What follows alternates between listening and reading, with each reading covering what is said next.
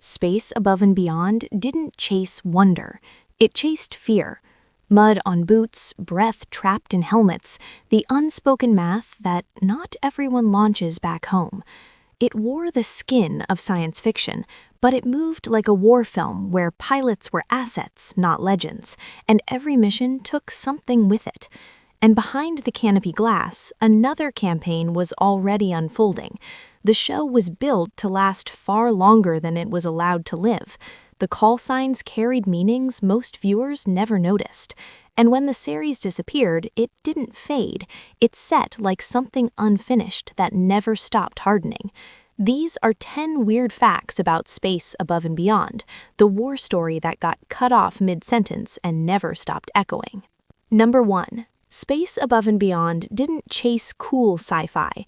It chased exhaustion on purpose, because the creators wanted the 58th to look like soldiers who had been living in the fight, not actors visiting a set. So they built misery into the environment first. Sets were kept wet, then smeared with Fuller's Earth, a clay dust that photographs like perfect battlefield grime. The problem is you don't just see Fuller's Earth, you wear it, you breathe it. It clings to skin, creeps into seams, and turns a long day into a slow irritation you can't rinse off between takes. The mud wasn't a special effect, it was the day's starting point. Then Queensland turned it into a real endurance test, heat that regularly pushed past 100 degrees Fahrenheit, paired with heavy tactical armor and sealed helmets designed to look military, not breathable. Air gets trapped, sweat has nowhere to go. You're standing in the sun wrapped in gear, trying to stay sharp while the scene demands combat focus instead of, please let me sit down. And while the cast fought the physical war, the show fought a technical one at the same time. Weekly CGI space battles at that density meant Area 51 was rendering under brutal deadlines on 1995 hardware, with episodes sometimes being finished and delivered only hours before airtime. The schedule stretched, the days stretched. James Morrison later called it exhausting beyond belief, and the finished show sounds like he's telling the truth. The show got its realism, now it had to pay for it every single week. Number 3. From the start, the plan wasn't, let's try a season and see.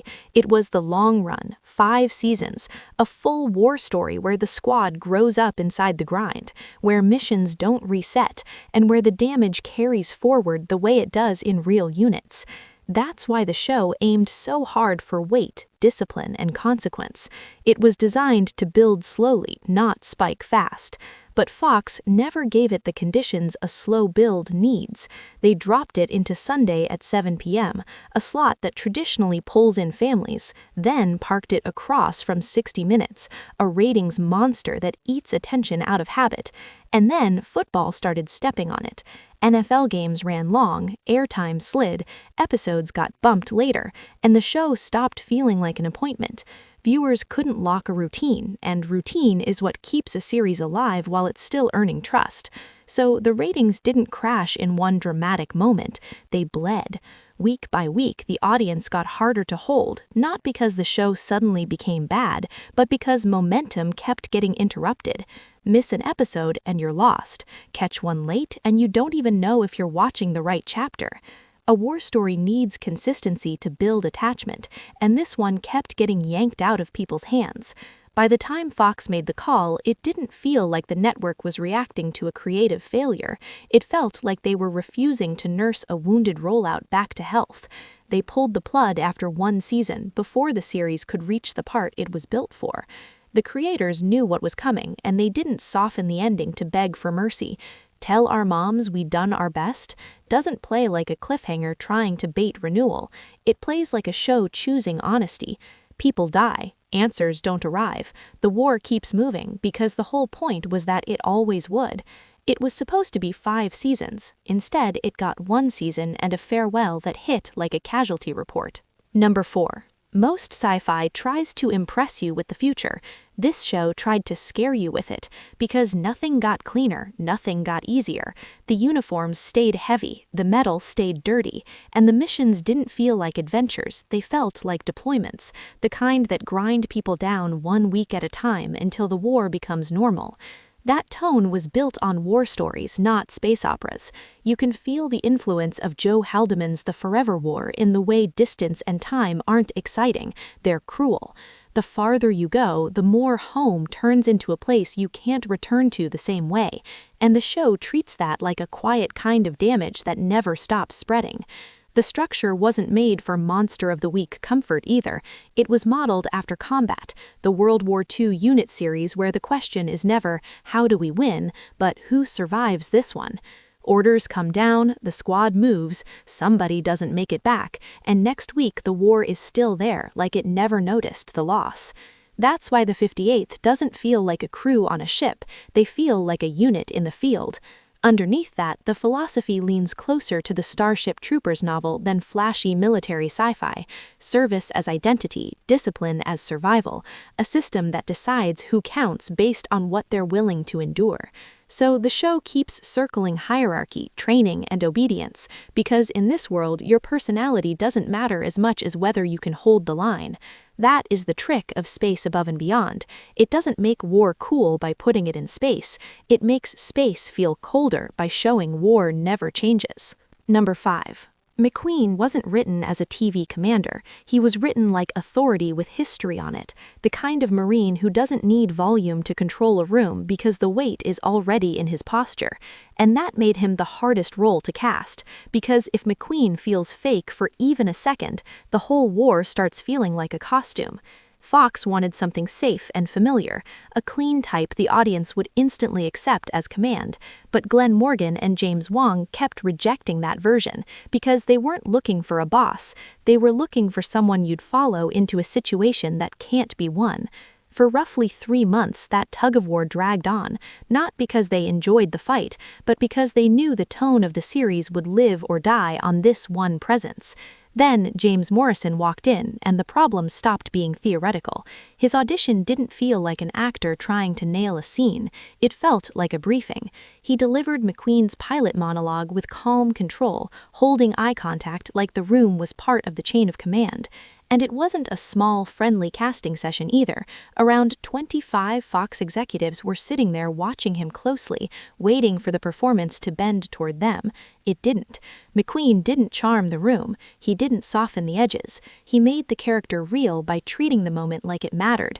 And the shift was immediate. You can picture it, people who came to judge him suddenly realizing they're sitting straighter, listening harder because the role finally has gravity. He was offered the part that night, and it's easy to understand why. Once he's in the show, McQueen becomes the steady center the Wildcards orbit around, especially when missions go sideways and the war starts eating people faster than the script can mourn them.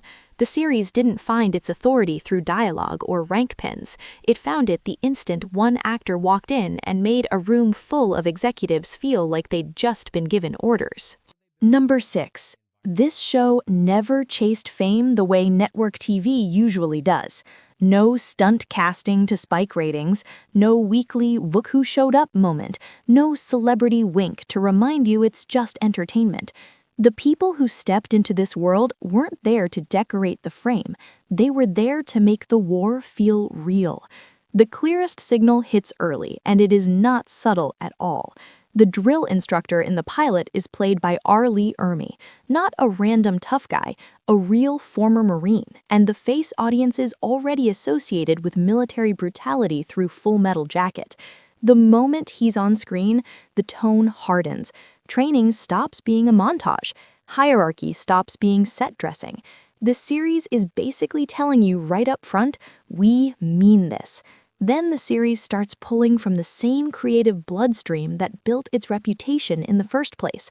Glen Morgan and James Wong came out of the X-Files, and instead of chasing star power, they pulled in faces that carried a specific kind of trust. Doug Hutchison shows up as Elroy L., and if you knew him as Eugene Toombs, you already felt the warning in his presence. He doesn't have to do anything flashy, he just stands there, and the scene tightens. Even the surprising casting follows that same logic.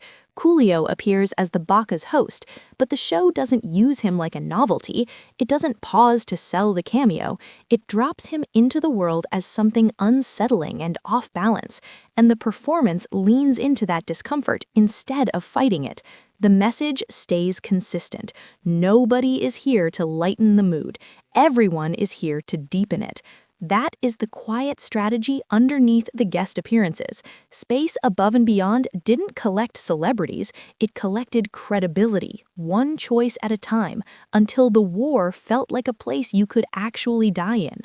Once a show sets that tone, it changes how you watch every mission after, because you stop scanning for famous faces, you start scanning for who is not coming back.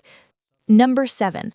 Those call signs don't just sound good in a cockpit, they do storytelling work. The 58th Squadron is nicknamed the Wildcards, and the playing card theme isn't there for style points. It's a quiet system that tells you who these people are before they even speak. Shane Vanson flying as Queen of Diamonds is a perfect example. Earlier drafts reportedly leaned toward Ace, but Queen lands differently. It suggests control under pressure, someone built for coordination and protection, not just solo brilliance. And that's who Vanson becomes, the stabilizer, the one who keeps the squad from flying apart. Nathan West as King of Hearts is even cleaner. He's the conscience, the guy still trying to believe the war has rules worth following, even when the weak keeps proving otherwise. Hearts frames him as the unit's moral center, and King gives him weight like he is carrying that burden on purpose. Cooper Hawks being Jack of Spades cuts the deepest because the name carries his situation. Hawks is an in vitro, a tank grown and conscripted, treated like property from day one. Spades marks him as the outcast piece in the deck, and Jack makes him the one who gets played over and over, whether he belongs or not. Wang as Joker looks simple at first, but it turns darker the longer you sit with it.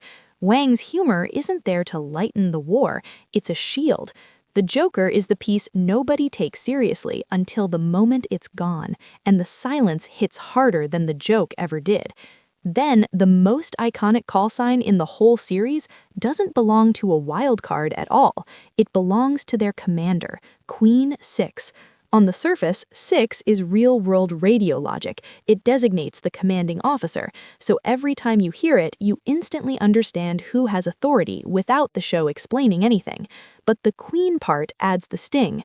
McQueen is also an in vitro, someone society treats as disposable, yet here he is holding command.